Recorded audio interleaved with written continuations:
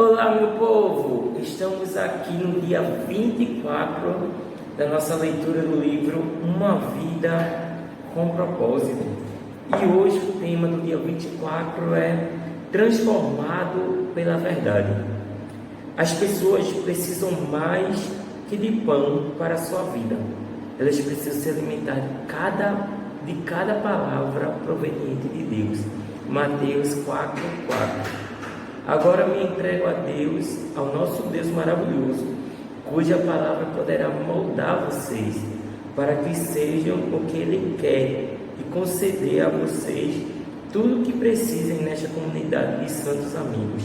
Atos 20:32. A verdade nos transforma. O crescimento espiritual é o processo pelo qual substituímos as mentiras pelas verdades. Jesus orou: santifica-os na verdade, a tua palavra é a verdade. João 17:17. Santificação exige revelação. O Espírito de Deus usa a palavra de Deus para nos tornar semelhantes aos filhos de Deus. Para tornar-nos semelhantes a Jesus, devemos preencher nossa vida com a palavra. A Bíblia diz: por meio da palavra somos unidos e moldados para as tarefas que Deus deseja nos incumbir. 2 Timóteo 3:17. A palavra de Deus é diferente de qualquer outra. Ela é viva. Jesus disse: as palavras que eu disse são espírito e vida. João 6:63. Quando o Senhor fala, as coisas mudam. Tudo ao seu redor, toda a criação existe porque Deus disse. Foi pelas palavras dele que tudo veio a existir. Sem elas, você nem estaria vivo. Tiago observa: Deus decidiu nos dar vida pela palavra da verdade. Por isso somos a mais importante de todas as coisas que ele criou. Tiago, capítulo 1, versículo 18. A Bíblia é muito mais que um manual de doutrinas. A palavra de Deus gera vida, produz a fé, promove mudanças, afugenta o diabo, realiza milagres, cura feridas, edifica o caráter, transforma as circunstâncias, transmite alegria, supera a adversidade, derrota a tentação, inspira esperança, libera poder, esclarece a mente, cria coisas e nos garante o futuro eterno. Não podemos viver sem a palavra de Deus, cujo valor nunca deve ser subestimado. Você deve considerá-la tão essencial à sua vida quanto o alimento. Jó disse: dê mais valor às palavras de sua boca do que ao meu pão de cada dia. Jó 23:12. A palavra de Deus é o alimento espiritual do qual você deve se alimentar para cumprir seu propósito. A Bíblia é chamada mel, pão, alimento sólido e leite. Salmo 119, versículo 103. Essa refeição completa é o menu do Espírito Santo para o fortalecimento e crescimento espiritual. Pega conselho, deseje de coração o leite espiritual puro, para que por meio dele cresçam para a salvação. 1 Pedro capítulo 2:2. Permanecendo na palavra de Deus. Existem mais Bíblias impressas hoje em dia do que jamais houve no passado. Mas de nada vale uma Bíblia na estante. Milhões de fiéis são assolados pela anorexia espiritual, morrendo de fome com a alma subnutrida. Para se tornar um saudável discípulo de Jesus, alimentar-se da palavra de Deus deve ser sua primeira prioridade. Jesus chama isso permanecer. Ele disse: se vocês permanecem na minha palavra, então são verdadeiramente meus discípulos. João 8:31. Na vida cotidiana, permanecer na palavra de Deus inclui 3 atitudes. Devo aceitar sua autoridade. A Bíblia deve se tornar o critério definitivo pela minha vida. A bússola na qual confio para salvar a direção, o conselho a que dou ouvidos para tomar decisões sábias e o parâmetro que utilizo para avaliar todas as coisas. A Bíblia deve sempre ter a primeira e a última palavra em minha vida. Muitos de nossos problemas ocorrem porque baseamos nossas escolhas em critérios duvidosos. Cultura, todos estão fazendo isso.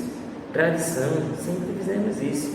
Razão, emoção, todos esses critérios foram corrompidos pela entrada do pecado no mundo. O que precisamos é de um critério perfeito, que jamais nos aponte a direção errada. Somente a palavra de Deus supre essa necessidade. Salomão lembra: cada palavra de Deus é comprovadamente pura. Provérbios 30, versículo 5. E Paulo explica que tudo nas Escrituras é palavra de Deus. Tudo nela é útil para ensinar e ajudar as pessoas para corrigi-la e mostrar-lhes como viver. 2 Timóteo 3,16. Nos primeiros anos de seu ministério, Billy Graham atravessou um período em que lutava com suas dúvidas sobre a veracidade e autoridade da Bíblia. Numa noite enluarada, ele caiu de joelhos e disse a Deus que, apesar das passagens confusas que não compreendia, daquele momento em diante depositaria confiança total na Bíblia como a única autoridade para sua vida e seu ministério. Daquele dia em diante, a vida de Billy foi abençoada com extraordinário poder e eficácia. A decisão mais importante que você pode tomar hoje é estabelecer o que exercerá a autoridade máxima sobre sua vida. Decida que, independente da cultura, tradição, razão ou emoção, você escolhe a Bíblia como autoridade definitiva para a sua vida. Estabeleça que, antes de tomar qualquer decisão, você perguntará: o que a Bíblia diz a respeito? Determine que, quando Deus lhe mandar fazer alguma coisa, você confiará em sua palavra e seguirá em frente, que a ordem faça sentido para você, quer não, independentemente de sua vontade. Adote a declaração de Paulo como sua afirmação pessoal do fim. Crê em tudo que concorda com a lei no que está escrito nos profetas. Atos 24, versículo 14. Deva assimilar sua verdade. Não basta acreditar na Bíblia, devemos impregnar nossa mente de seus ensinamentos, de forma que o Espírito Santo possa nos transformar com a verdade. Existem 5 maneiras de fazer isso: receber, ler, pesquisar, memorizar e refletir sobre ela. Primeira, você recebe a palavra de Deus quando a ouve e aceita sem reservas. A parábola do semeador ilustra como nossa receptividade determina se a palavra de Deus irá ou não criar raiz em nossa vida e dar frutos.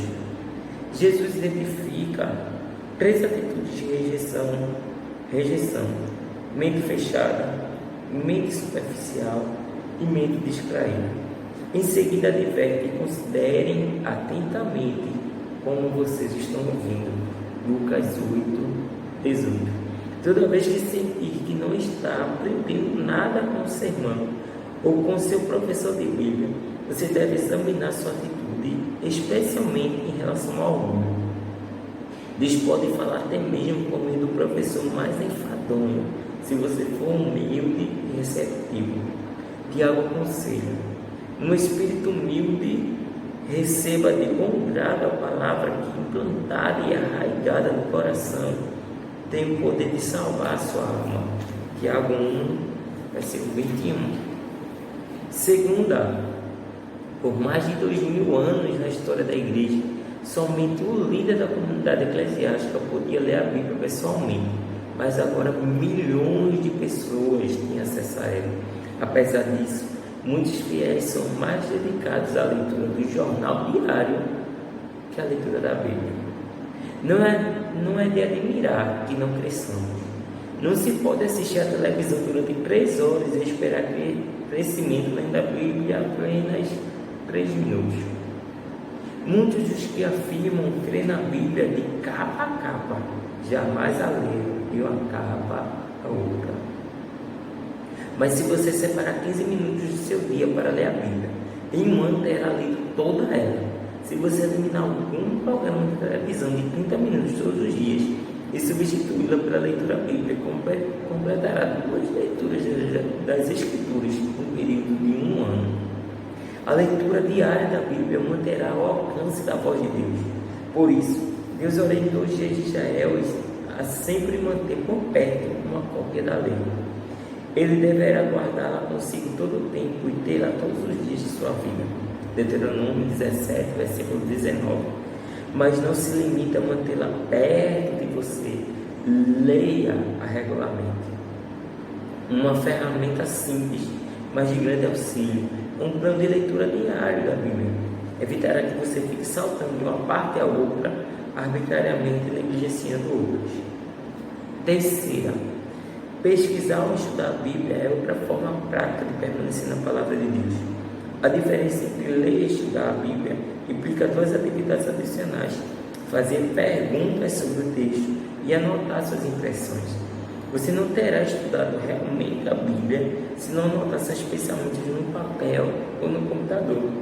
O espaço não me permite explicar os diferentes métodos de estudo bíblico, mas existem diversos livros que podem ser de grande utilidade nessa tarefa, incluindo um de minha autoria, publicado há algum tempo. O segredo de um bom estudo bíblico consiste simplesmente em aprender a fazer as perguntas certas. Métodos diferentes usam perguntas diferentes. Você descobrirá muito mais se parar e fizer perguntas simples como quem, o que, quando, onde, por quê, como. A Bíblia diz: verdadeiramente as pessoas felizes são as que cuidadosamente estudam a perfeita lei de Deus, a qual as torna livres e continuam a estudar. Elas não esquecem o que ouviram, antes obedecem ao ensinamento de Deus. Todos os que fazem isso serão felizes. Tiago 1:25. Quarta, memorizar. Memorizar a palavra de Deus. A sua capacidade de memorizar é uma dádiva concedida por Deus. Você pode achar que tem memória fraca, mas a verdade é que memorizou milhões de ideias, verdades, fatos e imagens. O comum é que você se lembre do que é importante para você. Se a palavra de Deus é importante, você usará seu tempo para memorizá-la. Existem enormes benefícios na memorização de versículos bíblicos. Eles ajudam a resistir à tentação, tomar decisões sábias, reduzir o estresse, ganhar confiança, dar bons conselhos e compartilhar sua fé com outros. A memória é como um músculo. Quanto mais exercita, mais forte ela se torna. E memorizar as escrituras ficará cada vez mais fácil. Comece relacionando alguns dos versículos bíblicos transcritos neste livro que falaram ao seu coração, escrevendo em um pequeno cartão que possa levar sempre com você. Releia o trecho em voz alta durante o dia. Você pode memorizar as escrituras em qualquer lugar, enquanto estiver trabalhando, fazendo exercício físico, dirigindo, esperando algo ou na hora de dormir. Os 3 elementos essenciais para a memorização das escrituras são repassar, repassar e repassar. A Bíblia diz: lembre-se do que Cristo ensinou e que suas palavras enriqueçam a vida de vocês e os tornem sábios. Colossenses 3,16. Quinta, refletir sobre a palavra de Deus. O que a Bíblia chama meditação. Para muitos, a ideia de meditar evoca a imagem de alguém provocando um estado de consciência neutra, deixando a mente fluir. Isso é exatamente o oposto da meditação bíblica. Meditação é pensamento concentrado. É necessário esforço verdadeiro. Você escolhe um versículo e pondera longamente a respeito dele, como no capítulo 11. Se você sabe se preocupar, já sabe meditar. Preocupação é o pensamento concentrado em algo negativo. A meditação tem a mesma característica, mas está voltada para a palavra de Deus, não para algum problema. Não há outro hábito tão eficaz para a transformação de sua vida e para torná-lo mais semelhante a Jesus, que é a reflexão diária sobre as Escrituras. À medida que utilizamos nosso tempo para contemplar a verdade de Deus, espelhando-nos realmente no exemplo de Cristo, segundo a sua imagem, estamos sendo transformados com glória cada vez maior. 2 Coríntios 3,18. Se você pesquisar todas as vezes que Deus fala em meditação na Bíblia, ficará maravilhado com os benefícios que Ele prometeu aos que dedicam algum tempo para refletir na palavra durante o dia. Um dos motivos pelos quais Deus chamou Davi, homem segundo o meu coração, Atos 13:22, é que Davi tinha prazer em meditar na palavra de Deus. Ele disse: como amo os teus ensinamentos, medito neles o dia inteiro. Salmos 119:97. Refletir seriamente na verdade de Deus é a chave para obter respostas às orações e o segredo para uma vida bem-sucedida. Devo pôr em prática os princípios da Escritura. Podemos receber, ler, pesquisar, memorizar, refletir a palavra de Deus, mas tudo será inútil se falharmos em pô-lo em prática. Devemos nos tornar praticantes da palavra. Tiago 1:22. Esse é o passo mais difícil, porque Satanás luta contra ele com muita intensidade. Ele não se importa que você frequente estudos bíblicos, contanto que não pratique nada do que aprendeu. Enganamos a nós mesmos quando presumimos que assimilamos a verdade apenas por tê-la ouvida, lida ou estudado. O fato é que, ocupado em frequentar aulas, seminários e conferências bíblicas, você pode não ter tempo de pôr em prática o que aprendeu. Ou seja, esquece-se de que aprendeu enquanto se prepara para o estudo seguinte. Sem a prática, o estudo bíblico é inútil. Jesus disse: portanto, quem ouve estas minhas palavras e as pratica é como um homem prudente que construiu a sua casa sobre a rocha. Mateus 7:24. Jesus também deixa claro que as bênçãos de Deus provêm da obediência à verdade, mas não apenas por conhecê-lo. Ele disse: agora que vocês sabem estas coisas, felizes serão se a praticarem. João 13:17. Outra razão que nos faz evitar a aplicação pessoal da palavra de Deus é a possibilidade de que isso seja difícil, até mesmo doloroso. A verdade vai libertá-lo, mas no começo poderá fazê-lo sentir-se miserável. A palavra de Deus expõe nossas motivações, aponta nossas faltas, repreende nosso pecado e espera que nos transformemos. Faz parte da natureza humana resistir a mudanças. Por isso, a prática da palavra de Deus é uma tarefa difícil. Essa é a razão de ser tão importante discutir com outras pessoas como aplicar seus ensinos à própria vida. Não há como enfatizar suficientemente o valor de fazer parte de um grupo destrutivo. Sempre aprendemos com a verdade compartilhada pelos outros e jamais aprenderemos por conta própria.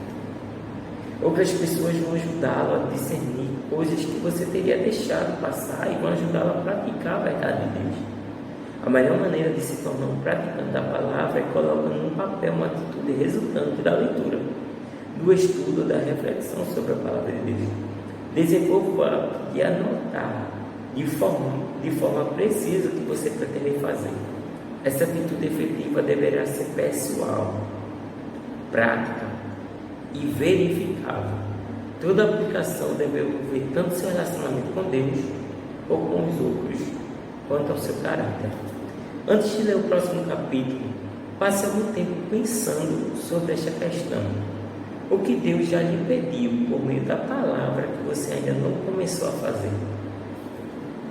Então escreva algumas medidas, práticas que ajudarão a executar aquilo que você identificou. Você pode, por exemplo, pedir a um amigo que não deixe vacilar.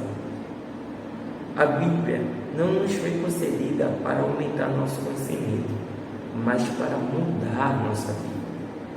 Para a gente ficar pensando no dia 24, o tema para reflexão é a verdade me transforma. O versículo para a gente memorizar fica lá em João, capítulo 8, versículo 31 e 32, que diz: se vocês permanecerem em minha palavra, serão realmente meus discípulos, e conhecerão a verdade, e a verdade os libertará. E a pergunta para a gente ficar meditando é: o que Deus já me disse em sua palavra que ainda não comecei a fazer. Então, meu povo, esse foi o desafio do dia 24. Espero que a gente fique pensando nessa proposta, que a gente coloque em prática realmente nossas vidas direcionadas a Deus. Um abração.